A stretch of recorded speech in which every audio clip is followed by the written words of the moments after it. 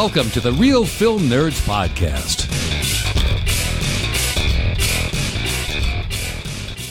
Hi, everybody, and welcome to another beautiful, wonderful, fun, exciting legacy cast of the Real Film Nerds. Almost human. Almost perfect. Almost under control. Universal Soldier. The future has a bad attitude. How's that, Mike? Yeah, I liked it. That was good. I know my voiceover isn't as great as that one dude that makes lots of money to have that cool-ass voice, but hey, I tried. Yeah, the movie trailer guy. Yeah, movie trailer guy. Is that his official name? Yeah. It probably should be. Yeah, and it's like, in a world Right. where there's no water, this man found water. Yeah. Or it could be Waterworld, you know? Oh, yeah. Oh, yeah. Dude, we should totally do that for a legacy cast. How much fun would that be? Yeah, that'd be fun. What was known as the most expensive movie ever made for a little while until something eclipsed it. I don't know. It was probably the Blue People, Dances with Wolves with Blue People, Avatar. Dancing with Smurfs? No, it's not Dancing with Smurfs. Oh, same thing. Anyways, as you heard, folks, I am your host, Matt Hinshaw. As always, with me, my co-host, my good buddy, Mysterious Mike. Hey, everybody. So, this week is a legacy cast, or not this week, it is still the same week. This Thursday, August 9th, we are doing a legacy cast on Universal Soldier. Special shout out and thank you to Mr. Don Crow for requesting this film. If you would like to request a film for Mike and I to review, new, old, streaming, legacy cast, whatever, make sure and email us at nerds@realfilmnerds.com. And that's REEL. All right, Mike, let's get to it, man. Give us the rundown of Universal Soldier. All right, so Universal Soldier from 1992, directed by Roland Emmerich, writers Richard Rothstein and Christopher Leach, starring the one, the only, Jean-Claude Van Damme, kicking people's asses all over the place. Dolph Lundgren, Ali Walker, and Edo Ross. And for a summary of the plot, Private Luke Devereaux and his sadistic Sergeant Andrew Scott got killed in Vietnam. The Army uses their bodies for a secret project, reanimating dead soldiers as deadly obedient cyborgs. However, their memories come back too. So, Mike, I know this is a film that is very near and dear to your heart. Yeah, I really like this movie. I even had a movie poster of Universal Soldier in my room when I was a kid. Really? I never noticed. Yeah, I think I had it for a little while. I don't remember how long or when I got rid of it. No, very cool. Yeah. So 5 out of 5, and we're done with this podcast? No. Oh, okay. No. So I really love this movie, but watching it again just recently, I was able to watch it on Prime Video. It is on Prime streaming now, if you have Prime. And I got a thing to add about that. I was trying to watch it the other day. If you do a search for it on Prime Video, it pops up with Universal Soldier to rent or buy. You got to make sure and pick the right one. Oh. Okay. I ran into that, so. Yeah, I had no problem searching for it. It was like, watch now. I'm like, yep. So anyway, I streamed this movie from Amazon, and watching it again in my older years, it's a lot cheesier than I remember when I saw it when I was a kid. I loved it as a kid because I thought it was just neat, like, you know, basically grown-up G.I. Joes going out and killing people. It was awesome. Yeah, dude. I thought it was a really good movie when I was a kid. I loved it. And I had no idea that the majority of the movie was made in Arizona either. And we both were living in Arizona at the time. And I still am, but... Yeah, that is crazy, because for the most part, I feel like movies are never filmed in Arizona. They're filmed in New Mexico or California and just say they're in Arizona. Well, not anymore, man. That was something that happened in the late 90s, early 2000s, when the governor decided there was no reason to have a film office anymore, and they shut it down. And so it was a real huge pain in the ass to try and actually film a movie in the state of Arizona, where you could go next door to New Mexico and get all these enormous tax breaks.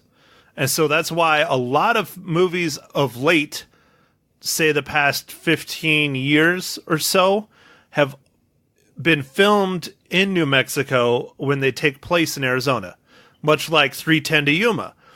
You know, 3:10 to Yuma, starring Christian Bale, took place in our hometown area of southeastern Arizona. When you watch that movie and then you travel to southeastern Arizona, it doesn't look like that at all. Yeah, they really misrepresented the region, because they showed it like a flat, like a plateau, and it's like all like mountainy and rocky and whatever. Yeah, extremely. It's a big valley, and there's tons of mountains, there's tons of rocks, and that's I love 3:10 to Yuma. I thought it was a very good movie, but that is one I will never get over, is that it doesn't look anything like Southeast Arizona. Well, whatsoever. I recently watched a movie, and I was like, it was supposed to be taking place in Arizona, and it looked like it was Arizona, and it was actually New Mexico, and that movie was Sicarios. The first one. Oh, the original? Yeah, the original. And I actually waited until the end of the movie credits to see where it was filmed, because I was like, is this Arizona? Because it kind of looks like Arizona. Especially the bar, like, you know that bar they go to in it? Yeah. That bar seriously looks like a bar that's in Tucson somewhere. It really does. And I know it's not, but it really does look like a bar in Tucson.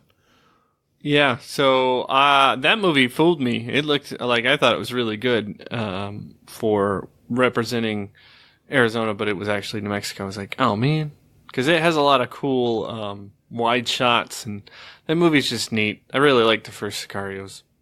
Yeah, it was good. All right, so let's keep on the topic of Arizona and Universal Soldier. I am going to read off all the places that Universal Soldier was filmed, and let me know if you see a coincidence here, Mike. Okay. So we have the Grand Canyon, West Rim, Arizona. We have Ash Fork, Arizona. We have Chloride, Arizona. We have Clarkdale, Arizona. We have Cottonwood, Arizona. We have Kingman, Arizona. We have Lake Mead, Nevada. We have Los Angeles, California. We have Prescott, Arizona. We have Sedona, Arizona. And then we have the Veterans Administration Medical Center in Prescott, Arizona. Nice. Interesting, huh? How 90% of this movie literally was filmed in northern Arizona. Yeah, it was. So that's one of the reasons why my buddy Don Crow requested it. Yeah, that's really cool. Even one of the scenes that is one of the most random scenes in the entire movie. Well, not random. I mean, it has a very good part. It's actually the beginning of the movie, and then they have flashbacks to it. Vietnam. The scenes that represent Vietnam were filmed in Arizona. Now that is weird, knowing what Arizona's climate's like. It was filmed at a golf course in Cottonwood, Arizona. And what they did to help make it look more jungly is they brought in a whole bunch of plants. Nice. I love how they just dressed up the golf course. Be like, all right, this is Vietnam now. Basically, yeah. And I think what they did is Cottonwood is on the Verde Valley. Not on the Verde Valley. It's in the Verde Valley. Cottonwood is on the Verde River. And I'm not sure which golf course it was where they filmed it, but the Verde River has lots of very large, lush trees. And so what they probably did is they used that as kind of the backdrop, and they probably flew in over the river or something, because they have that scene where it comes in with the helicopter. Yeah. And they probably flew in over the Verde River and landed on like the golf course kind of area. And then they had the whole area with like the structures they built and, all the trees and plants and stuff they added. But I mean, if you look in the background of it, it totally looks like Cottonwood. Like the background, like the hills and stuff, it looks like a desert. It doesn't look like Cottonwood. It's kind of funny. Nice. So, anyways, I have all kinds of nice, fun, random trivia about Universal Soldier. It's a fun one. I don't know if you want to go over any of the trivia or not, but No, you go over some of the trivia, man. I usually do the trivia, but you know more about it, I think, this time. Well, being up here in Northern Arizona still, and I've researched a little bit of it and find it quite interesting. I mean, you can blatantly tell where they shot the scene of the VA, and in the movie, I believe they call it Utah. I don't remember the town, but they call it Utah. And you can tell they shot it from where the casino is in Prescott, looking down at the VA, and they kind of pan over the whole VA here, which used to be Fort Whipple. Oh. So it's very distinct because it looks military. All the buildings are white. If you compare it to today, there's a lot more newer buildings on it, but back then it was not. In the early 90s, it was not. But here's a fun one. All the Universal soldiers are supposed to be dead Americans that served in Vietnam. Right. The 4 main Universal soldiers are not American at all. Jean-Claude Van Damme is Belgian. Dolph Lundgren is Swedish. And Ralph Moeller is German. Nice. Oops. So that's a little interesting little tidbit there. Yeah, no, that's kind of funny. I mean, classic. On here it says the Vietnam scenes were filmed in Kingman at a golf course. Well, maybe it was Kingman. I don't know. I couldn't tell you. Yeah. What did you think of that weird plane in that? Did you see? Dude, the Guppy? Oh, yeah. Dude, the Guppy is so cool. What is that? Do you know more about it with your love of aviation things? I don't remember. See, I should have Googled this. Now I'm going to type and it's going to screw everything up. But I'm not going to type right now. I will look it up here in a minute and have you talk about it. But it's affectionately known as the Guppy because it looks like a guppy. And that was actually designed and built to move the space shuttle. Oh. Instead of the 747s with the weird brackets? Oh, this was before the 747s, Mike. Oh. Because if you notice, it is a prop-driven airplane. Yes. Yeah, I saw. And so they were built and designed to hold and carry lots of large payload, like trucks and space shuttle and, stuff like that. Oh, okay. All right. That's cool. There was some kind of trivia about it. I think it's like either the first movie or the only movie that ever featured that airplane. Wow, that's interesting as well. Like, because I don't ever remember seeing anything that looks quite like that. It definitely is an odd-looking airplane. Yeah, if you live in Arizona, I think they have. It might not be that exact one, but if you live in Arizona or you don't live in Arizona and you're out visiting Tucson, go to the Pima Air Museum. They have a Guppy there. It's one of the few Guppies that's actually in a museum. Awesome. There was only a handful of them ever made. Yeah, I guess that makes sense. There's usually only a few rockets and large things that need to be transported. Well, here's an interesting one about the Terminator 2, which came out around the same time period. Yeah, what's that? The original trailer of Universal Soldier reuses music from Terminator 2. Nice. You think that was just like a subliminal thing, or if they were just blatantly trying to take it? I don't know. I kind of think they were probably blatantly trying to take it because of, how big Terminator 2 was, probably 6 months earlier, 7 months earlier, something like that.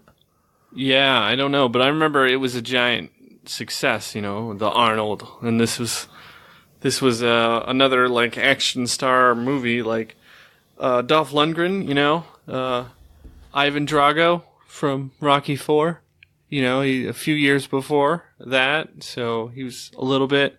I feel like that's his most famous movie, though. Like Dolph Lundgren has kind of been the king of B movies. I think it's the same plane. They call it the Super Guppy. Ooh. But it is, look, they even have the picture of the one at the Pima Air and Space Museum. I don't think it's the one they used in the movie, though. But it is a propeller-driven airplane. It is a B-377SG. It actually says it's active right now. Status is active, operated by NASA. What? Really? Yeah. That's interesting because I believe the motors that they have on it are turboprops. Yes, they are. The Super Guppy used Pratt & Whitney T34 P7 turboprop engines. And turboprops are great, but they are a real pain in the ass when it comes to maintenance. Oh. Well, I mean, maybe they really needed the aircraft, so they'll pay somebody to make it work. Okay, so you know what? I scratched that. It wasn't designed for Space Shuttle. It was before the Space Shuttle. It was designed for the Apollo missions. Oh. It was used for transporting stuff like the lunar module and things like that from back and forth between LA and Texas and Florida. Oh, okay. All right. So it was more of just a unique cargo hold that was able to accommodate weird dimensions. Yes, basically. Yeah. Dude, that is oh man, I'm such a nerd when it comes to airplanes. Oh. Nice. It's a Boeing design. It's a Boeing 377 Stratocruiser passenger plane that was retrofitted with the giant tube basically that sits on top of it that makes it look like the airplane is pregnant. Oh, okay.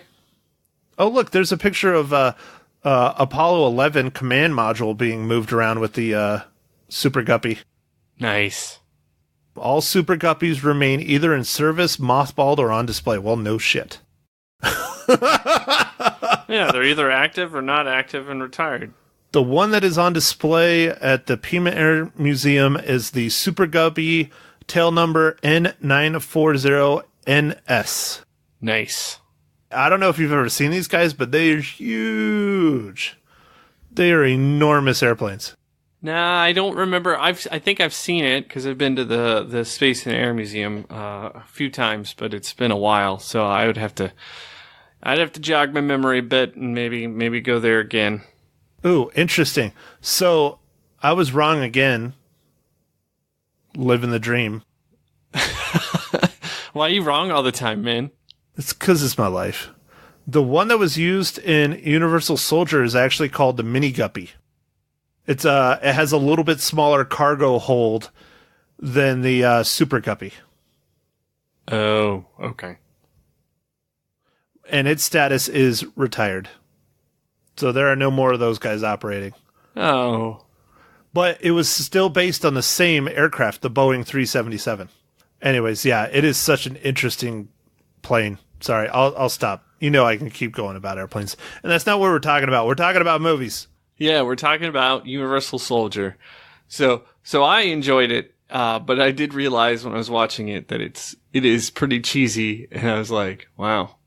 I guess my mindset when I watched this when I was a little, I guess probably a kid or just about to be a teenager was quite different.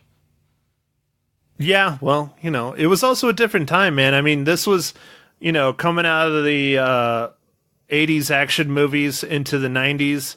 Terminator 2 had come out before this, and Terminator 2 really, in my opinion, revolutionized the action movies the day it came out from that point forward, and action movies were held to a much higher standard. There still was lots of cheesy movies, but, a Terminator 2 still holds up to this day, and Universal Soldier does not. It does not. Yeah, it doesn't really hold up at all. Yeah, it's not. The action sequences were really good. They were fun. They were entertaining. I don't think they actually crashed that giant semi-truck into the Grand Canyon. I'm pretty sure they would have gotten in really big trouble if they did that. I'm sure probably models. Yeah, I'm sure they found a model or something and dumped it into a ditch or something. Or maybe they dumped the model into the Grand Canyon. Who knows? But it didn't look like models. It looked pretty solid to me. The acting was so rough, dude. The acting was real rough. I love Jean-Claude Van Damme and Dolph Lundgren, but they did so much better when they weren't talking. Yeah, well, luckily they don't talk too much in this movie, but I guess the question I have for you, Matt, though, would they make this again today? See, I like that you're bringing on my segment. Would they make it today, or could they make it today? Because I'm sure there's probably some Hollywood director or writer sitting somewhere saying, hey, you know what? We haven't rebooted in a while. Universal Soldier. We should do that. Yeah. Now, there are sequels to Universal Soldier, which I did not even know existed. And really? There's sequels? Oh, yeah. And I have never, ever seen them. And the only reason I even found out they existed was by watching this movie. There's either 2 or 3 sequels. I don't remember. I'd have to look it up, but wow. It's just, yeah. Hold on. You're going to look it up? Yeah, I'm going to look it up. All right. Well, it's pretty ridiculous, the movie, but I guess, Matt, did you read about the lasers that they had on the guns actually influenced the special forces getting lasers for their guns? Seriously? I didn't know that. That's kind of funny. Yeah, they were like, hey, that's a good idea. Why don't we done that? Oh my God, are you kidding me? There's a lot more than a sequel, Mike. How many are there? Is there a lot of? Is it like a whole? Is it all just this whole world? Unisols? Lord, dude! Oh Lord, yeah. And I'll put it this way: they went straight to video on a couple of them. Oh, now I'm interested. Okay, so is this like Land Before Time? There's like 95 of them. No, there's 4. Oh, okay. It is the Universal Soldier franchise. And so we have the original Universal Soldier, which came out in 1992. And then we have Universal Soldier The Return, came out in 1999.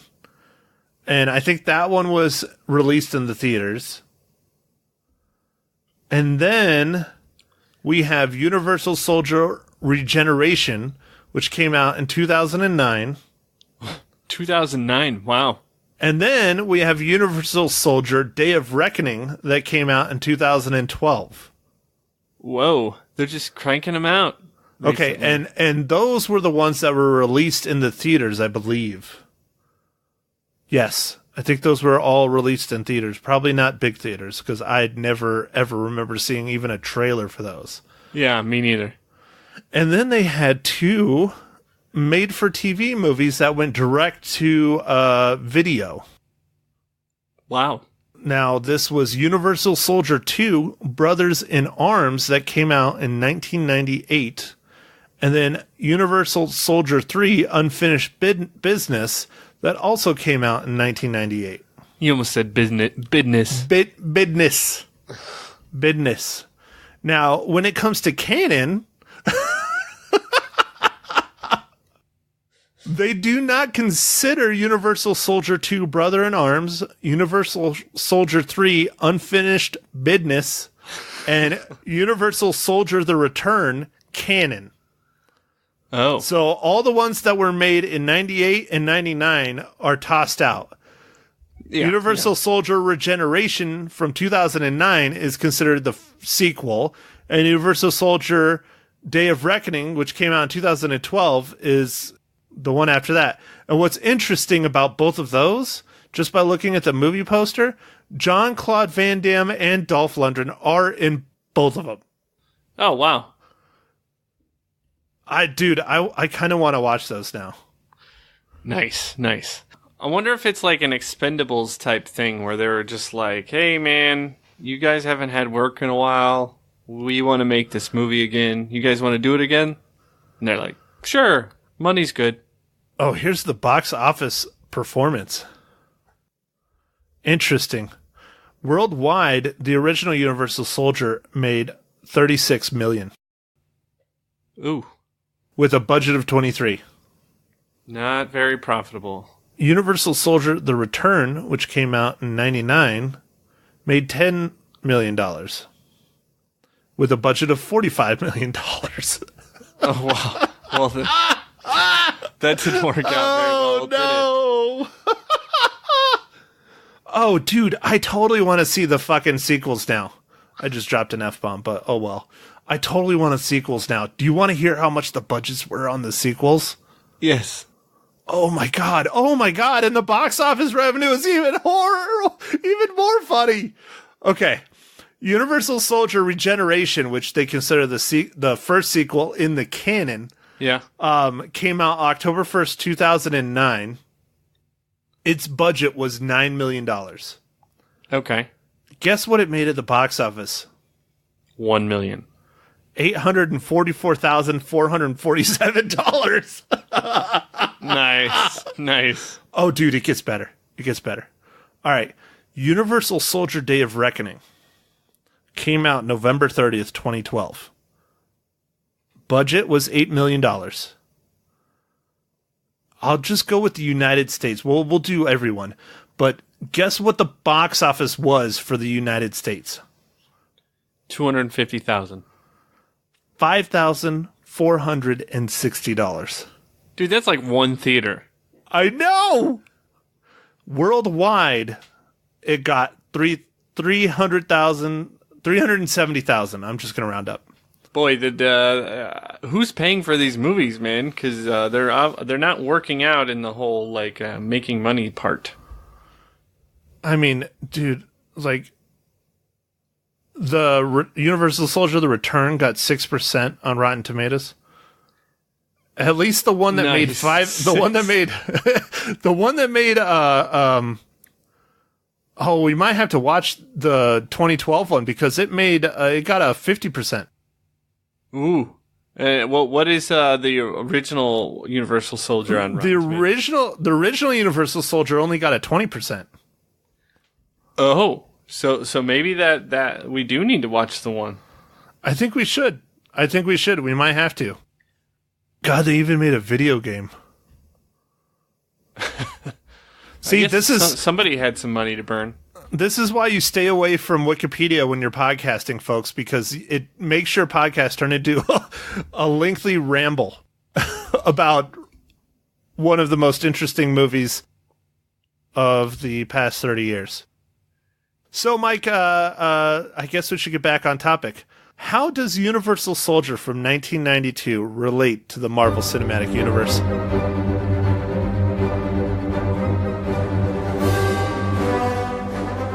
Well, Matt, thanks for asking.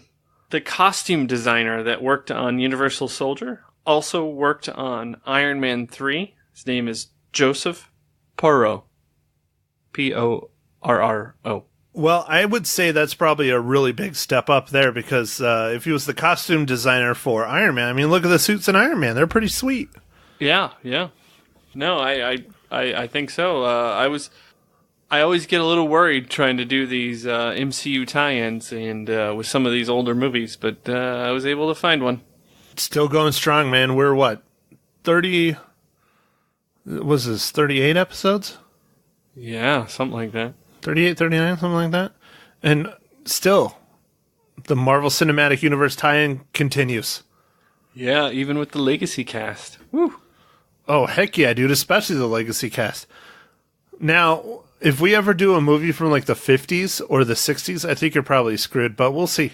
Yeah, we might have to put like a disclaimer. There will be no MCU tie-in due to this movie being super old. Like if we did something like an Alfred Hitchcock movie or something like that. Yeah. Well, we might have to put the kibosh on it, but who knows? We'll see.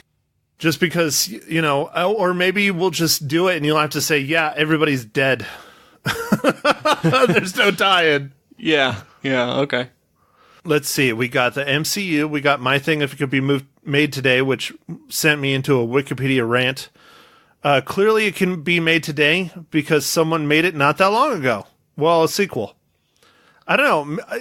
Would you want like a reboot of this?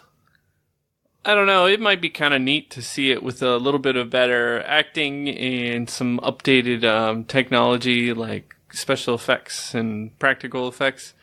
But no, I don't know if I'd go see it. Well, how much do you think it would be welcomed by the public? Or do you think they would just blow it off as another dumb action movie? I guess it would, I guess it would really kind of depend on who you got to star in it. Like, what if Jason Statham did the role of Jean-Claude Van Damme? Would you go see it then? Oh, yeah. I go watch Jason Statham movies, even if they're terrible. Some of them are kind of terrible. Yeah, I'd watch it. And, like, if it was like The Rock or something, I'd go watch it. I mean, obviously, we've seen some terrible Rock movies lately, but I still go watch them. I don't know, man. I think it could be interesting. I think they would need to work on the story a little bit. One thing I would really like to see, though, would be that Hoover Dam scene. That's like one of my favorite scenes of this movie. Yes, it's like the opening scene, but I really like that scene. I thought it was done really well. I liked Dolph Lundgren coming down the, like rappelling, Australian style down the Hoover Dam. That was cool. Yeah, that was neat. That was a good shot. That's what that's called, by the way. When you rappel face first, that's Australian. Oh, okay. Unless someone else changed that too. Who knows? I don't know. I'm getting old. I don't remember shit anymore. All right, Mike. So we should probably talk more about Universal Soldier. I don't know. It was a fun action movie. It's old. Acting is just rough. It's cool seeing all these scenes and sets, and it's Arizona, and you can kind of pick them out. Like the house at the end, where it's supposed to be Jean-Claude Van Damme's like parents, and it's supposed to be like a farm. Like you can really tell that that's like the Verde Valley. It looks like it's like right next to the Verde River and stuff because of all the giant trees and everything. Yeah. So, seeing stuff like that is kind of neat. Overall, this movie did not age well. It did not.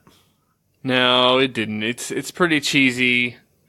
Some of the action's kind of fun, but I mean, it's pretty cheesy. And like, this is one of those movies where everyone, I mean, I guess because they're supposed to be like cyborgs or whatever, but everybody has perfect aim. So like, there's no ammunition wasted. Well, that's one of that my buddy Dave and I were discussing, is they're dead. They were clearly dead, and they were brought back to life or reanimated is what I was using, almost like in the style of like a zombie. And my buddy Dave and I were talking about it, and he was trying to argue that wouldn't they still be able to feel like when they're shot at and the bullets hit them and stuff, wouldn't they still feel that, or were they given like a shot for that or whatever? And I was like, well, he said I was reaching, but I was saying that shot that they give them in the back of their heads when they're in the trailer that like wipes out their memory and like resets them back to like zero. I think that's probably like a cocktail of like the memory eraser and maybe a painkiller, or I don't know, or maybe the nerve endings just died when they died. I don't know. What's your thoughts on that? Yeah, I think the shot, because, I mean, it even shows them, like, in the final scene, the grand finale scene with multiple roundhouse kicks by Van Damme. They shoot up with the shots, like, again, because they're, like, getting tired or whatever. So I think... Well, yeah, but those are different shots, though. Those are supposed to be, like Dolph Lundgren even talks about it. When he takes them and puts them in his pocket in the trailer, they're like, one of them's like a strength enhancer and the other one is like a speed enhancer. And so he shoots himself up with the strength enhancer when he's getting ready to kick Jean-Claude Van Damme's ass. And then when Jean-Claude Van Damme comes back, like all 80s and early 90s action movies, he shoots himself up with the speed one. Oh, okay. Well, I don't know. I'd have to say I didn't really think about it. This is one of those movies where you just kind of got to believe whatever they present to you. But yeah, I would guess that during the process of dying or something, they lose their feeling or whatever for pain. I don't know. That's what I think. I think it's something like that, but who knows? I mean, he got his memories back, so I don't know. Whatever. That's right. Dude, I really want to wonder. I want to figure out how the hell they're going to say Dolph Lundgren came back in the sequel when he was, like, not just killed, he was ground up. He was turned into a hamburger. He was. How the hell do you bring someone back from that? I don't know, man. I don't know. There's a plot hole there somewhere. It's like Deadpool. It's like Deadpool. He just grew back. His thumb still was intact, and his thumb grew the rest of his body back. Yeah. Got it. All right, so Mike, anything else you want to add about Universal Soldier? No, I think it's time to give it our reels. All right, man. You want to go first? Or you want me to go first? I can go first. Go for it. How many reels do you give Universal Soldier? Ooh, it just barely. It did peek into the plural, so it is reels, but just barely. I'm giving it 2 reels, and I think maybe even that is generous because I enjoyed the movie from a kid's point of view, but now when I watch it, it's not the same. It's not as good. 2 reels. Exact same thing. I give it 2 out of 5. It's tough, dude. It's really tough to watch. Again, that's probably just because today's technology and acting and everything has come so far. And a lot of these cheesy 80s action movies are just that. They're cheesy 80s action movies. That's what they were. They were shot on quick, cheap budgets, using action stars and not great acting. It was more about the action than it was about the acting, and it was more about the action than the story and all that. I mean, this movie isn't god-awful. It's not horrible, but it does not age well at all. I'm sure if I asked the 13-year-old self, I probably would give it like a 4. Today, no. This was, it was a tough watch. It's one of those ones where you want to watch it with a bunch of friends so you can rip it apart or have a few cocktails and watch it. It probably would be more fun that way. Yeah, that might make it a little bit more fun. But yeah, it's just, I don't know, it's just not as good. Maybe all the movies that we've seen now have changed our point of view on what's good and bad too. Well, and just the technology in general has come up so much, and just the way they shoot movies and the way they write movies and everything from the 80s to now, early 90s, late 80s to now. I mean, like I said, Terminator 2 was revolutionary. It had a really good story. It had really good action. It had pretty damn good acting. I mean, Arnold Schwarzenegger's always kind of a little rough. All the supporting cast was really good, so... Yeah, no, that movie is great, and it holds up pretty well. But, if you watch the original Terminator, that one doesn't hold up at all. It's still okay. It's okay. It's better than Universal Soldier, but it's still tough. The 80s music and... Yeah, those are 2 that we probably should add to the Legacy cast list for sure. But it's just, oh man. That first one is like the, when they have like the Terminator at the end where he's all just metal and Sarah Connor's like trying to crush him and he's moving and it's all stop motion moving. It's like, oh man. Oh yeah, but that was the time. And yeah, I mean, that was what, 83, 84, something like that? The original? Yeah, something like that. Anything else you want to add about your favorite childhood movie ever, Universal Soldier? No, I think that's it. I guess with that, I'd say thanks everybody for listening. Thank you for listening to The Real Film Nerds. Now don't forget to follow us on Facebook, Twitter, and Instagram at Real Film Nerds. Now go out and catch a movie.